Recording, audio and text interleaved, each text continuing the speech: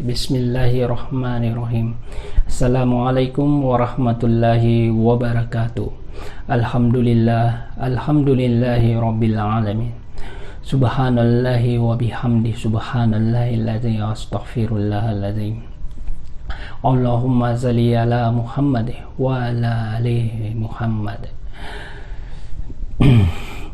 Apa kabar jamaah umroh Nabatur? Kali ini saya Pak Anis dari grup Al-Zamzam. Pak Anis akan memberikan pemaparan tentang city tour di kota Madinah. Nah, setelah kita tiba di kota Madinah, mungkin itu tibanya di malam hari, ya. Di video pertama sudah saya jelaskan bagaimana kita tiba di Madinah dan kemudian kita berangkat dari Jeddah menuju ke Madinah dan kita istirahat di hotel, dan hari berikutnya itu kita akan mulai yang namanya hari pertama. Nah, ziarah di kota Madinah ada dua macam. Ada ziarah dalam dan ziarah luar. Nah, apa itu ziarah dalam? Nah, ziarah dalam itu adalah mengunjungi atau ziarah ke tempat-tempat di sekitar Masjid Nabawi. Ya, di dalam di sekitar Masjid Nabawi kita akan mengunjungi seperti masjid-masjid yang ada di sekitar Masjid Nabawi, seperti Al-Gumamah, Masjid Al-Bukhari, ada Masjid Abu Bakar, ada juga Masjid Ali bin Abi Thalib. Nah, untuk yang ziarah dalam ini ada juga kita akan mengunjungi pertama, ya, sebelum kita mengunjungi masjid-masjid di sekitarnya, itu ada juga kita akan mengunjungi Raudah, ziarah ke Raudah. Nah, Raudah ini adalah kepingan surga. Nah, kita akan nanti sholat di sana. Nah, dan ada juga kita ke Baqi, ya, ke pemakaman Baqi. Terus kita juga akan menziarahi makam Rasulullah dan kedua sahabatnya, Umar dan Abu Bakar. Nah, di hari pertama kita tiba di kota Madinah.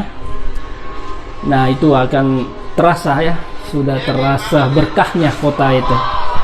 Nah, di kota Madinah inilah nanti kita yang pertama kali baru umroh itu pasti akan merasakan kesan yang sangat mendalam, ya, di sana. Nah, di video ini kita bisa lihat bagaimana kota Madinah, semua dari penjuru dunia, orang-orang dari umat muslim dari penjuru dunia berkumpul di sini. Ya, jadi city tour ziarah di sekitar Masjid Nabawi dan city tour di kota Madinah. Ya, kita lihat dulu video ini. Kita lihat orang-orang dari Bangladesh, Pakistan, India, dan dari penjuru pelosok dunia itu semua berziarah ke Masjid Nabawi.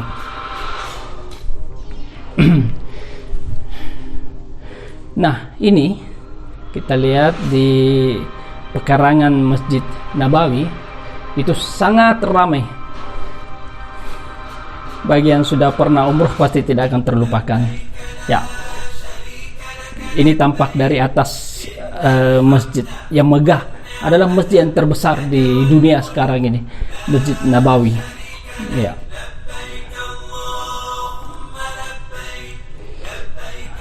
Ya, menara-menaranya yang tinggi, ya. Dan ini kubah hijau tadi, ini orang sholat. Ini pintu utama Masjid Nabawi, dan di dalam Masjid Nabawi, ya, ini dia. Ini kubah yang besar, ini bisa terbuka dan tertutup. Nah, ada lampu-lampu yang megah.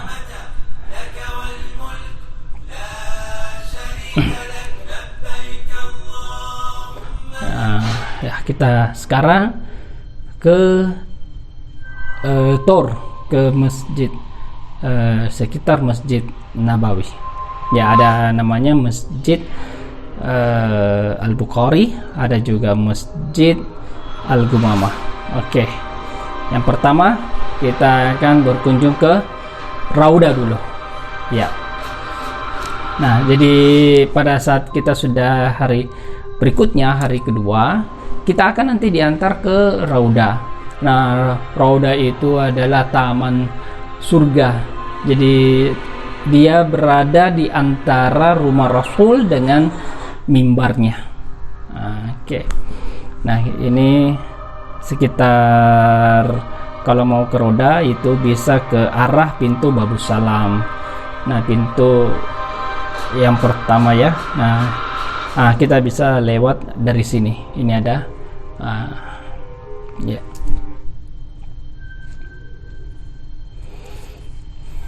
Nah, ini tuh ada kubah hijau. Nah, kubah hijau itu adalah di bawahnya merupakan makam Rasulullah. Jadi dulunya Masjid Nabawi itu seperti ini, ya, lebarnya hanya seperti ini. Ada terus kubahnya warna hijau. Ya. Nah, ini suasana antrian untuk menuju ke Raudah. Ribuan jamaah umroh ingin masuk ke Raudah, ya, ke dalam Raudah. Ini Raudah. Nah, itu ada tempat imam, terus ini ke arah makam Rasulullah. Nah, nanti kalau sudah dari Raudah keluar langsung ke arah makam Rasulullah. Jadi di situ ada makam Rasul dan kedua sahabatnya Umar dan Abu Bakar. Sebelum mengunjungi masjid itu kita biasa foto-foto di sini di sekitar pemakaman Baqi. Ya. Nanti mutawifnya memimpin foto-foto dan nah, ini perjalanan ke Masjid Al-Gumamah. Ini Masjid Al-Gumamah ya, Al-Gumamah artinya mendung. Nah, waktu itu musim kering, meminta dari Muhammad Rasul meminta doa untuk hujan di sini di dikatakan Masjid Al-Gumamah. Nah, Masjid Al-Gumamah ini setelah Masjid Al-Gumamah ini mengarah terus agak ke kanan, ya, itu ada Masjid Abu Bakar As-Siddiq. Nah, isi masjid ini sebenarnya bisa ditempati sholat, tapi waktu-waktu tertentu saja, ya.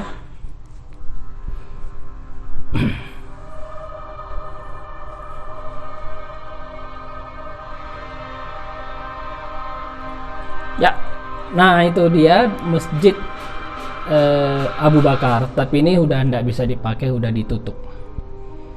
Ya, Masjid Abu Bakar. Ya, Masjid Abu Bakar ini dulunya tidak seperti ini bentuknya, tapi sudah direnovasi, diperbaiki pada zaman-zaman berikutnya, ya.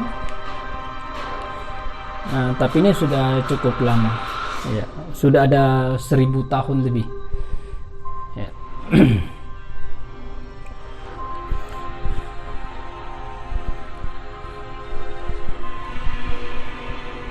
Ya, di sini jamaah-jamaah banyak yang mengunjungi, malah ada yang sholat di depannya.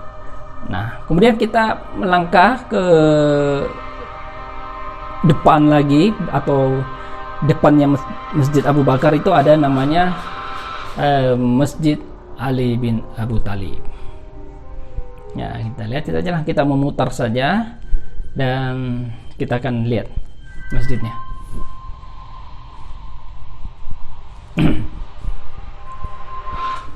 Nah, ini Masjid Ali bin Abu Talib. Nah, masjid ini ya dari paham Syiah. Nah, itu sangat dikeramatkan. Makanya ditutup dari pemerintah Saudi Arabia, menutup rapat ini ya, karena di dalam itu banyak tasbih, sejadah yang dilempar masuk ke dalam. Nah, itu kalau kita lihat mengintip ke dalamnya, itu kelihatan di situ. Banyak sekali syirik. Jadi untuk menghindari syirik, pemerintah Arab Saudi itu menutup. Jadi tidak sama sekali dibuka. Gitu ya.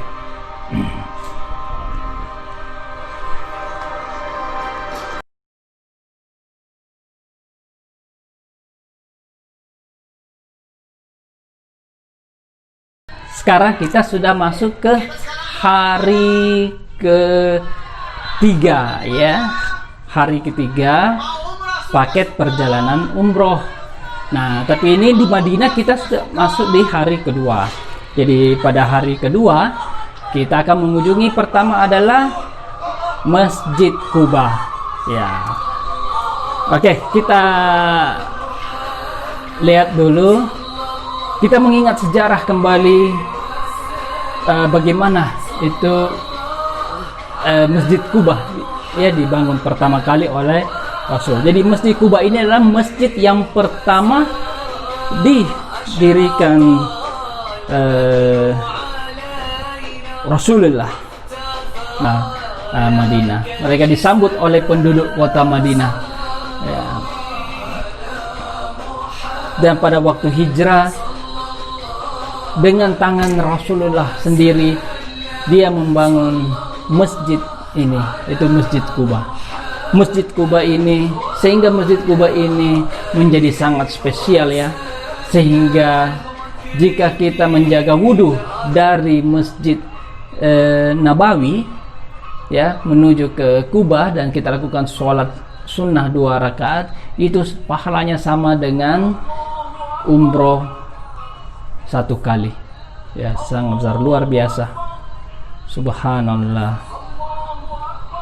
Nah, ini Bilal yang seorang budak ya, yang dipilih karena mungkin dia suaranya besar, keras, jadi dia yang disuruh naik untuk azan. Nah, ini penampakan sekarang Masjid Quba yang sekarang akhirnya semega ini, sebesar ini ya, dia dominasi putih ya. Nah, ini di dalam Masjid Quba ya, jadi jemaah umroh jadi sampai di sana langsung melaksanakan sholat 2 rakaat di dalam. Nah, nanti di sana ini karena banyaknya pintu dan tempat parkiran di sana, itu semua harus mengikuti petunjuk dari mutawifnya. Nah, yang ini berikutnya adalah, nah di depan Masjid Quba itu ada kebun kurma. Nah, kita akan ke sana, ke kebun kurma. Nah, ini kebun kurma yang memiliki pengairan ya. Jadi ini sumurnya luar biasa ya. Jadi dari ribuan tahun yang lalu sumurnya itu mengalirkan air ya. Terus mata air ini ya, mata air itu dialirkan ke kebun kurma ya. Nanti kita akan kunjungi juga di sini. Dan toko tadi ada toko-toko kurma di situ, semua penjual-penjualnya menjual kurma ya di sana. Nah, ini kebun kurma ya, dengan air, dengan pengairannya ya ini. Nah, ini sumber mata airnya yang tidak henti-henti mengalir airnya ya. Dan ini sangat jernih ya, ini bisa langsung diminum juga nih ya. Nah, kemudian yang berikutnya adalah kita akan mengunjungi Jabal Uhud ya, di mana ada sejarah mengatakan bahwa perang Uhud di sini. Iya. di Jabal ini, di Bukit Uhud terjadi peperangan ya, dan kita akan menziarahi juga makam Hamzah. Nah, di sini nanti Mutawif juga akan menjelaskan ya tentang sejarah perang Uhud, di mana awalnya kita menang dan akhirnya karena kita tidak mengindahkan perintah Rasul sehingga kita kalah ya. Tapi setelah kalah kita menang kembali ya. Nanti kita lihat ini Mutawif menjelaskan semua. Nah, nanti di sana kita akan dijelaskan secara lengkap ya. Oke. Nah, ini ya makam sahabat Nabi yang terbunuh, mati syahid ya, Hamzah di sini. Nah, kita bisa naik ke sana, ke gunung itu.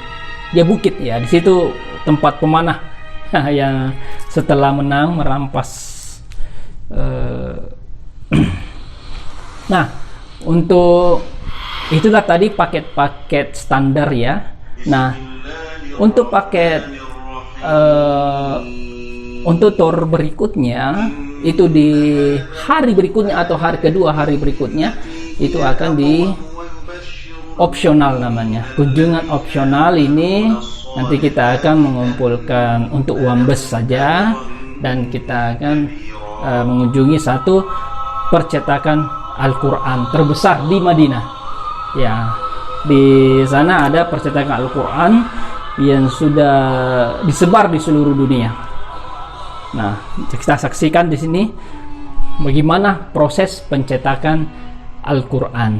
Nah, ini gedungnya ya. Yang sudah pernah pergi umroh mungkin sangat mengenal ini, atau yang akan umroh nanti di sini kita akan mengunjungi percetakan Al-Quran. Dan setiap jamaah yang mengunjungi percetakan ini akan mendapatkan gratis satu mushaf Al-Quran.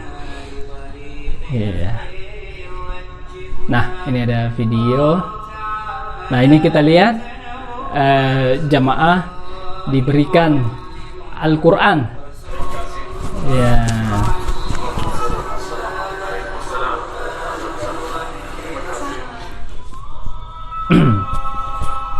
Nah, kita lihat proses pembuatan percetak Al-Quran.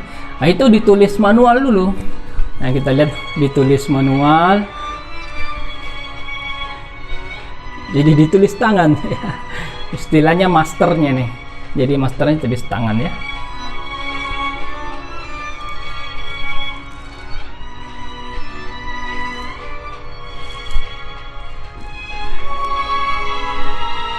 Nah, nanti setelah ditulis tangan itu dipindahkan dalam bentuk digital ya, nanti disalin ke dalam bentuk digital ya. Ini ada ya, kalau saya lihat ini software Corel Draw ya atau Photoshop.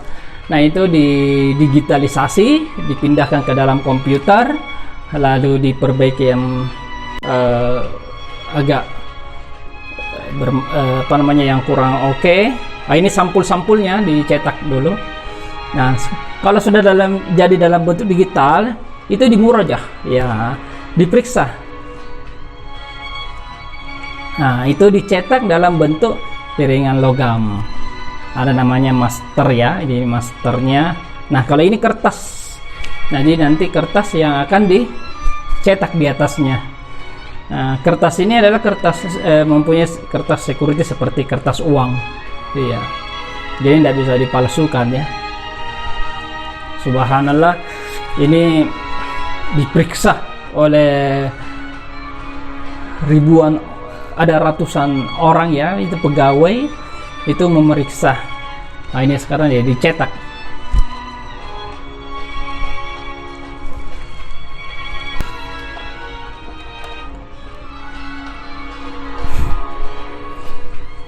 Jadi ada sekitar 300 sampai 400.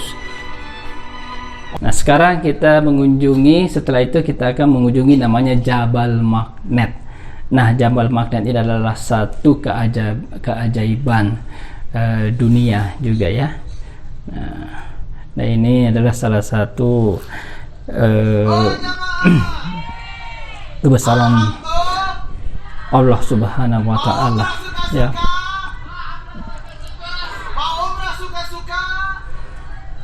Ya. Ya. Nah, di sini kita bisa naik unta, ada mobil-mobilan ya. Kita lihat. Nah, ini suasana di sana ya, kita bisa naik unta. Nah, ini Masya Allah, ini Jabal Magnet punya daya tarik yang besar ya. Jadi kendaraan bus yang seberat ini berisikan 40 orang di dalamnya, itu mesinnya dimatikan. Nah, kita lihat, oh ya, dia jalan sini. Kita lihat keseruannya ya, kita lihat keseruannya. Jamaah di dalam mobil yang tidak mesinnya dimatikan, dan personelannya itu apalagi netral ya, kita lihat nih. Subhanallah, lihat keseruan jamaah ya, mulai dari kecepatan 10 sampai 130. Nah, ini posisi menanjak ya, dengan posisi mesin mati dan persenelan netral. Dia jalan sendiri, ditarik oleh sebuah magnet. Ya. Ya. Ya, sekarang ya kita saksikan. Masya Allah.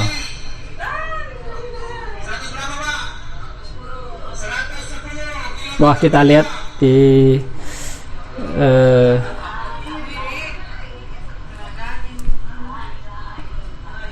wah ya, takjub ya, kita takjub melihat keajaiban ini, kebesaran Allah Subhanahu wa Ta'ala.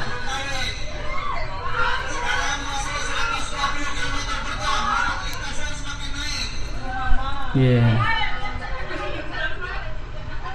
Subhanallah. Ya, kecepatannya sekarang sudah 100 lebih, 130 km per jam. Wah. Ya, ya, mutawifnya ya seru banget. Oke.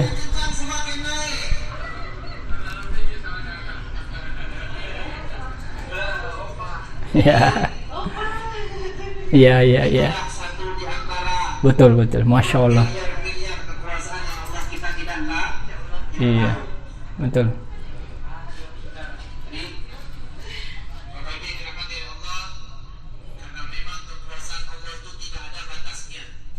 Masya Allah, betul.